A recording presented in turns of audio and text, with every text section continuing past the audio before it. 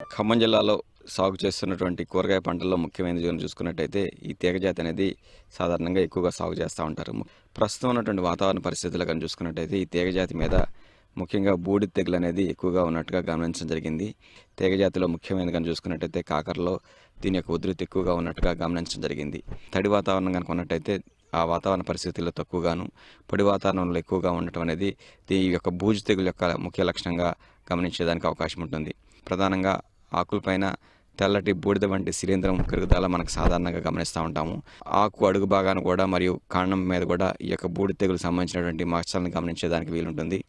తెగులు ఆశించినటువంటి ఆకులు కానీ మనం చూసుకున్నట్టయితే పసుపు రంగు మారి వడిలిపోవడం అనేది సాధారణంగా గమనిస్తూ ఉంటాము. తద్వారా తీగ సాగకుండా కాయలు చాలా వరకు తక్కువగా ఏర్పడటం, అంటే దానికి సరైనటువంటి పోషకాలు అందకపోవడం అనేది సాధారణంగా మనం గమనించడానికి అవకాశం ఉంటుంది.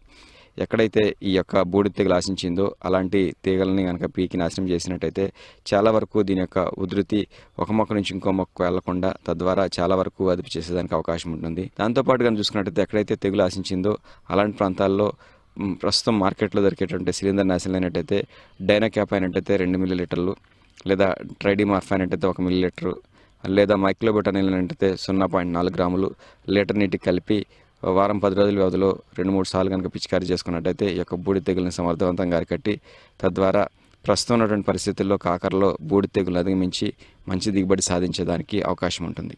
తీగజాతి కూరగాయలకు ట్రెల్లిస్ విధానం రైతాంగానికి అత్యంత అనువుగా ఉంది. ఈ విధానంలో పందిరిని ఒకచోట నుంచి మరో చోటికి తరలించుకునే వీలుంది.